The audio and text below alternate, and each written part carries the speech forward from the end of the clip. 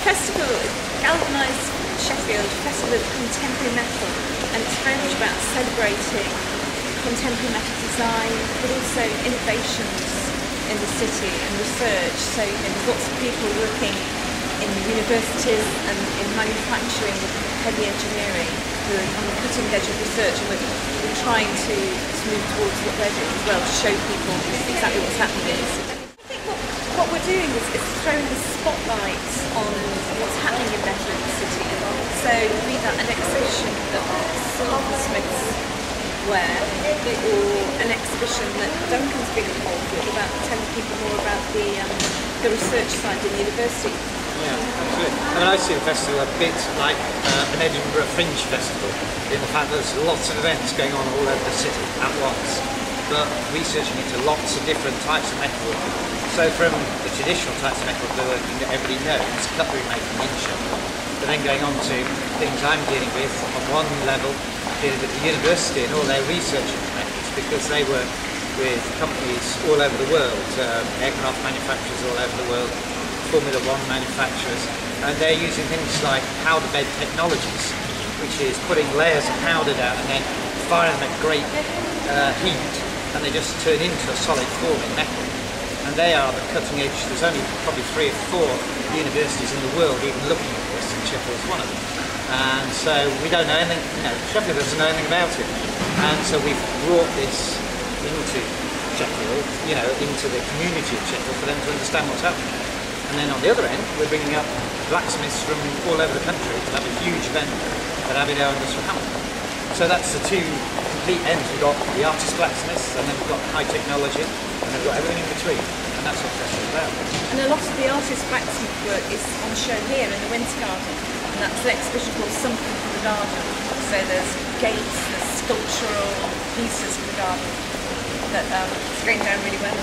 But we're trying to look at all different types of metal as well. So we work with computer manufacturers. We've launched a galvanised range that's on sale at the famous Sheffield shop, and that's based on the Yorkshire Rose. That's just gone live this week. Obviously silver and gold with the jewellery and metalworkers. The university's working in titanium, niobium, zirconium, stainless steel, all super alloys, super metals, so that's what they're working on. And then we've got all the raw iron and steel and stuff that the blacksmiths are dealing with. Each year at the festival we've had a bench in this position, and that's what we've commissioned for the festival. This year we commissioned a local artist called Darren Richardson, who's made this beautiful, it's got 136 these spherical steel balls, and you won't be able to see on the camera, but it's reflecting the most amazing picture of the ceiling and the foliage behind. And people have been coming, it's more comfortable than it looks, it's quite nice. Every festival we try to get a chair or something people can sit on that interacts with the public. Yeah. So last year we had a chair that somebody could sit on that they had to sit between two people, heads turned around and looked at them and sat on it. And that was last year. From this year, this is sort of more high-end, contemporary and stylish. I'd like one in my garden, it's not big and I couldn't afford it. In 2013 there's lots of partners in the city who really want to celebrate the invention of stainless steel. That was a guy called Harry Brayley.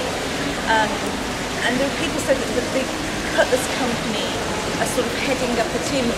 They're bringing people together in the city to say, how do we celebrate? So we know there's going to be a major international conference around stainless steel. And obviously the festival will be a vehicle to help deliver a lot of what they want to do. A lot of people don't even realise there's still big steel companies in Sheffield that make a lot of money, and still hold their own. Actually, that's what the festival tries to do as well, is we talk to factories and artist studios, and we have open studio events and factory tours, and that's a really popular side of the festival. People want to see behind the scenes, they want to talk to artists about their techniques and how they do what they do. They want to go into factories and see the fantastic traditional skills that Sheffield's got and is still using. We still have, as I say, traditional companies, companies that make huge items that maybe 500-600 ton items that go out to wherever, throughout the world, big turbines, stuff like that. But then there's also, as I say, the university side, which does huge amounts of development research into what's known as powder bed technology, steels and stuff like that. And it's becoming a lot less grotty and dirty, and it's becoming a lot cleaner. So things are all in, enclosed furnaces and computer controlled. And, there's no big dies anymore. A lot of the stuff is really laid down by inkjet printers even. So we can actually have three-dimensional inkjet printers that will lay down beds of steel in powder and form an object. And so we've got stuff like fine pieces of chain mail that have all been made through powdered steels and just then heated together. And they're incredible things, and that's where it's going. Sheffield's famous background that's really beginning to re-emerge now. We've sort of been in the 1970s, a lot of industries died. There was a bit of a reputation for mass production and stuff like that. It wasn't that good, and then people fought back in the 80s, affected Sheffield's history and legacy again, started making much better stuff, and through the 90s to the 2000s they've suddenly got really high quality end stuff again. And I think that's the message, isn't it? Is that Sheffield quality still coming back.